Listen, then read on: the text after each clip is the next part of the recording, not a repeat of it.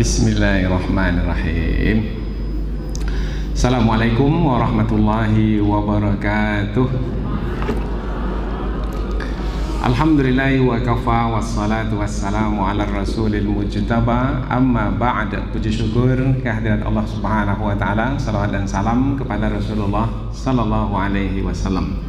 Yang sama-sama kita hormati yaitu Bapak Soeharto dari Taspen, kemudian Bapak Firman Sah dari area manajer BSI, kemudian bapak-bapak, ibu-ibu, saudara-saudari yang dirahmati Allah. Pada pagi hari ini, di hari yang berkah ini, kami diminta untuk hadir di sini, kita berbagi bersama, yaitu dalam satu tema yang sangat bermanfaat sekali, yaitu pembekalan menuju pra-pensiun yang produktif dan berkah, insya Allah. Tetapi tadi saya sudah mengikuti juga dari Pak Theo. Terima kasih Pak Theo yang telah memberikan penjelasan, yaitu jaminan. Dua jaminan sekali yang beliau sampaikan, yaitu jaminan hidup sepanjang kita hidup dan jaminan mati apabila kita mati. Berarti sudah selesai sebenarnya apabila berkaitan dengan kehidupan duniawi kita atau kehidupan yang berkaitan dengan materi dan kebendaan. Berarti tinggal lagi satu sisi yang mungkin saya akan tambahkan di sini, berkaitan dengan produktif dan berkah dari sisi kerohanian. Karena diri kita ini terdiri dari dua unsur. Unsur jasmani. Unsur jasmani ini kaitannya dengan makanan, minuman, pakaian, tempat tinggal. Kemudian kalau kita sakit ada asuransi, kemudian jaminan pengobatan dan seterusnya. Apabila kita kecelakaan, ada yang melindungi. Berani telah selesai dan sangat mudah sekali tadi diterangkan. Berarti tak perlu kita risau lagi dari bahagian keduniaan itu. Mungkin yang perlu kita risaukan adalah yang bahagian keakhiratan. Apa sebab? Sebab semua kita ini pasti mati. Tadi saya di samping Pak Soeharto menanyakan, Pak, tentang Taspen. Umur kita ini, kalau saya sudah lebih setengah abad, dan orang-orang yang seusia saya sudah banyak meninggal dunia. Dan kalau kita lihat ayat Al-Quran, Allah menyebut ada perkataan 40 untuk umur kita ini. Dan umur 40 itu adalah puncak kekuatan badan kita. Lewat dari umur 40, maka mulailah kekuatan badan itu menurun. Tetapi ada satu lagi unsur dalam diri kita. Boleh jadi di umur 40 itu kekuatan mulai bertambah. Kekuatan rohani, kekuatan iman. Surah Al-Ahqaf ayat yang ke-15, Allah Subhanahu wa taala berfirman tentang perjalanan hidup setiap kita ini. Mulai dari kita dikandung oleh ibu kita, hamalathu ummuhu kurhan wa wada'athu kurha wa hamluhu wa fisaluhu 30 syahra. Kita dikandung dan kita disusukan 30 bulan. Itulah perjalanan hidup kita yang pertama. Kemudian lanjutan ayat, hatta idza balagha ashuddahu, sehingga apabila sampai ke usia kuatnya, kuat yang dimaksudkan ini kuat badan, wa balagha arba'ina sanah, sampai ke usia 40 tahun. Disebut kata 40 tahun itu di dalam surah Al-Ahqaf ayat 15. Nah, Berarti kita mesti memperhatikan kerohanian kita sebagaimana kita memperhatikan jasmani kita di usia yang Allah sebut 40 tahun itu. Qala, pada usia itu ia pun berdoa. Nah, doanya yang kita perhatikan menuju usia yang produktif dan berkah dunia dan akhirat. Pendek saja ayat ini. Selesai ayat ini, selesai penyampaian ini. Tak perlu lama-lama. Rabbi, wahai Tuhanku, doa. Auzi'ni an ashkura ni'mataka allati an'amta alayya wa ala walidayya. Tolonglah aku ya Allah untuk mensyukuri nikmat-Mu yang Engkau berikan kepadaku dan yang Engkau berikan kepada kedua orang tuaku. Bermakna kepada yang melahirkan kita. Kita minta kepada Allah supaya Allah menambahkan nikmatnya kepada kita melalui jalan syukur. Ya Allah, bantulah aku untuk mensyukuri nikmat-Mu yang telah Engkau berikan kepadaku. Sekarang usia aku dah 40. Tapi yang hadir ni kalau pra pensiun, ada yang tadi ibu umur berapa? 54. Berarti dah lewat berapa itu dari 40? 58. Ada yang 60. Bermakna sudah lebih berapa itu dari umur 40? Semestinya dari umur 40, kalau anjuran ayat tadi, sudah senantiasa kita berdoa, ya Allah tolonglah aku untuk mensyukuri nikmat-Mu yang telah ku terima banyak selama ini, dan nikmat kepada kedua orang tuaku. Karena siapa yang mensyukuri nikmat Allah, Allah akan tambahkan. Tambahkan itulah yang produktif. Tambah itulah dia yang berkah. Dapat tambahan dengan bersyukur. Sudah kita terima nikmat Allah, sudah. Nih selama ini sudah 40 tahun, 58 tahun. Sudah kita terima berbagai macam nikmat, badan sehat, ilmu bertambah, pasangan hidup, anak keturunan, kemudian penerimaan di tengah masyarakat luar biasa. Kita diberi amanah kepemimpinan di masyarakat kita yang kecil tempat kita tinggal, bahkan di kekeluargaan dan lain sebagainya. Banyak betul nikmat yang kuterima ya Allah. Maka bantulah aku untuk mensyukuri nikmat-Mu. Nah, di saat-saat usia kita di penghujung, kita terus mensyukuri nikmat Allah, maka usia kita menjadi produktif, menjadi berkah. Keberkahan itu jangan dipahami dengan bertambahnya angka-angka jumlah harta yang kita miliki, tidak. Karena keberkahan itu boleh jadi dari nilai hidup kita. Nilai hidup kita itu umpamanya terangkatnya derajat ketika kita menghadap Allah Ta'ala. Surah Toha. Mayatihi mu'minan, siapa yang datang menghadap Allah dalam keadaan beriman kepada Allah, pembuktiannya dengan bersyukur. Qad amila salihat, sebelum dia menghadap Allah dia telah beramal saleh. Faulaika lahum, maka bagi mereka itu ad-darajatul ula, derajat yang tinggi selepas kematian. Ini kan yang selalu kita minta kan, Rabbana atina fid dunya hasanah. Rasanya dengan penjelasan Pak Tio tadi, fid dunya dah hasanah dah itu. Di dunia dah baik dah itu. Ada jaminan kehidupan.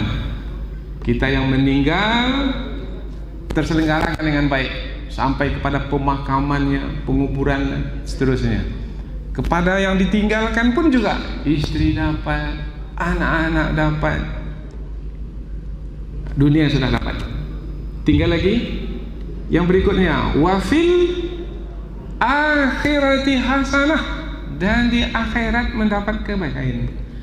Wa qina adzabannar, dan peliharalah kami dari siksa neraka. Nah, yang berikutnya ini nih, yang perlu dibahas lebih lanjut, yaitu berkaitan dengan kerohanian. Contoh umpamanya, Ketika kita sudah tak bekerja lagi, biasanya pada hari-hari kita aktif, kita ke kantor. Kalau saya diamanahkan ke perguruan tinggi, mengisi di perkuliahan, setelah kita pensiun, tidak lagi. Lalu tidak lagi. Nah, kita ingin usia kita itu usia yang produktif dan berkah, maka mesti ketika itu kita menambahkan kekuatan iman, kekuatan keyakinan, kekuatan kecintaan kepada Allah. Dan yang keempat, ini untuk membuat produktif dan berkah dari sisi rohani, yaitu kekuatan rindu untuk menghadap Allah Ta'ala. Empat ini sudah kita sampaikan dalam 12 pertemuan di Masjid Nurul Huda di ujung Jalan Ronggo Warsito. Kalau mau mengetahui isinya, buka YouTube, dah selesai ada di situ. Saya tak akan sampaikan di sini. Sampai di sini 12 jam nanti duduk di sini. Nah, ini adalah untuk mendapatkan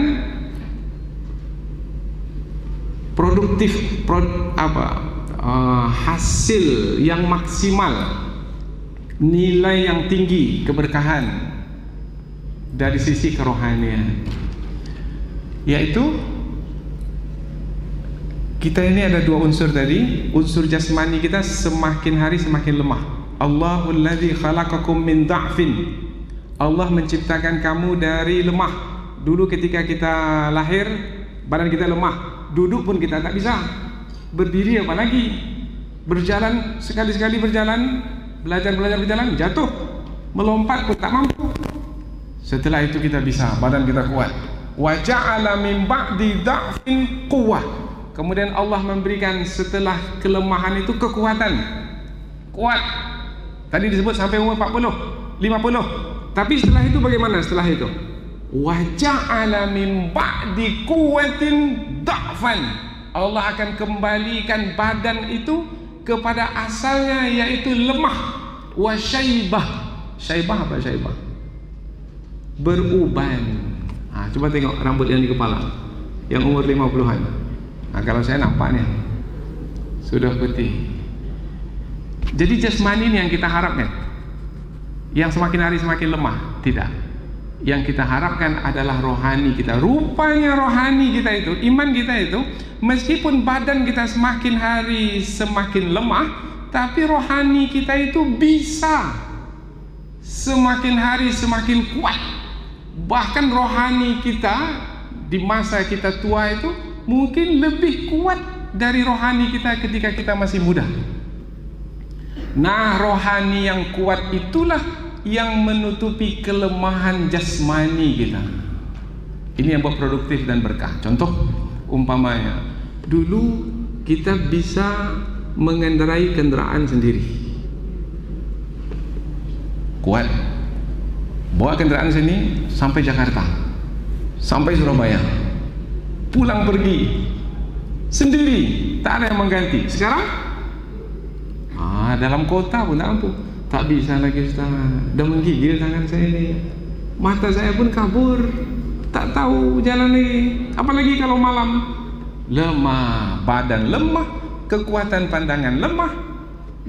Maka kita tutupi. Dengan apa kita tutupi? Dengan kerohanian. Ya Allah, Engkau telah berikan nikmat selama ini berupa badan saya yang kuat.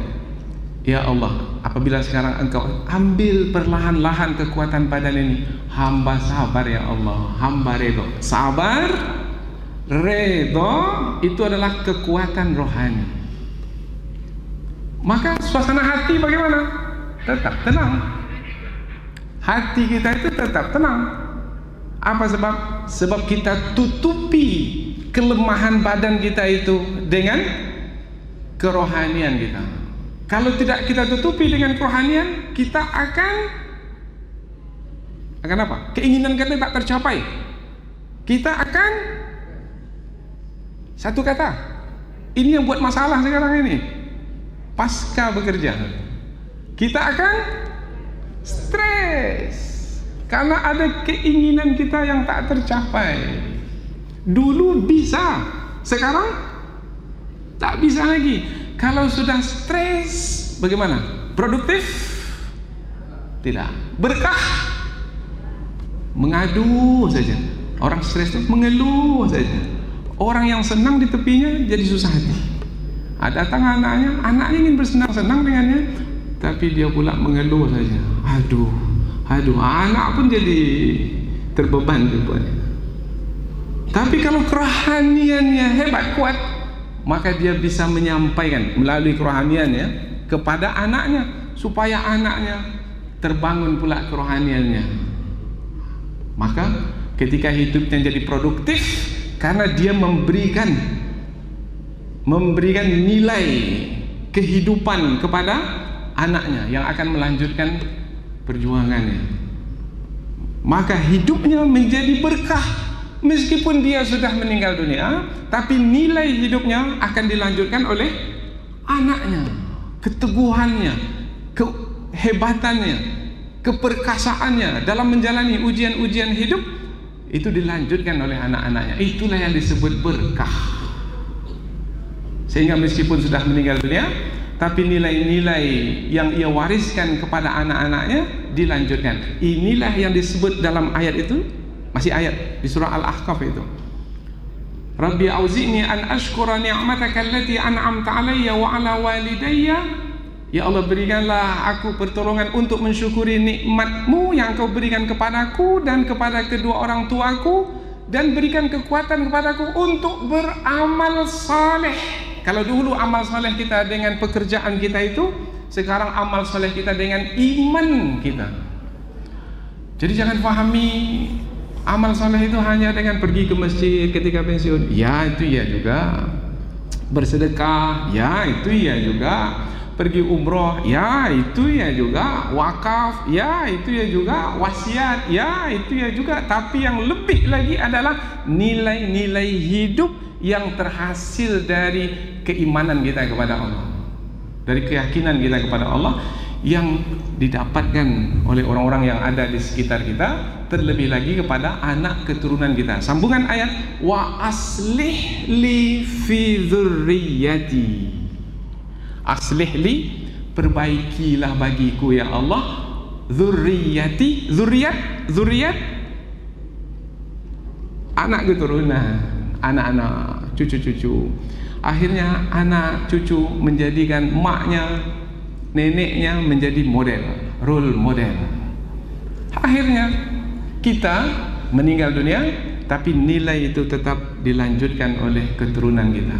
Itulah dia yang disebut dengan produktif dan berkah. InsyaAllah, mudah-mudahan dengan penyampaian yang ringkas ini ada manfaatnya. InsyaAllah saya telah membuat satu buku, yaitu manajemen umur dari sisi kerohanian. Manajemen umur ketika kita masih muda belia, remaja, kemudian dalam usia pendidikan, kemudian setelah itu kita bekerja, kemudian sampai usia paling produktif, kemudian setelah itu mulai menurun, pensiun, kemudian menjelang ajal tiba. Kemudian apabila kita meninggal dunia, meskipun kita sudah tidak beramal lagi, kita ada hadis Rasulullah yang membuat kita terus bergembira dan bersuka cita. Kalau anak Adam itu meninggal dunia, pernah dengar hadis ini? Terputuslah semua amalannya kecuali 3 perkara. Apa yang 3 itu? Anak yang soleh, alhamdulillah, anak kita soleh. Apa lagi? Ilmu yang bermanfaat. Buat autobiografi.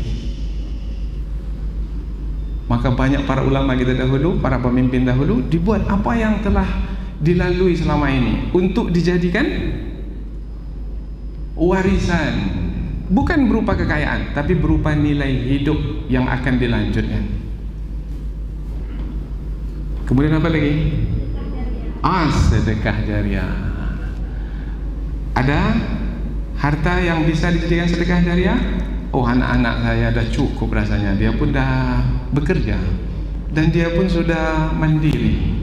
Rasanya uang pensiun saya ini, uang simpanan saya ini, harta yang saya miliki ini, saya mau wakafkan.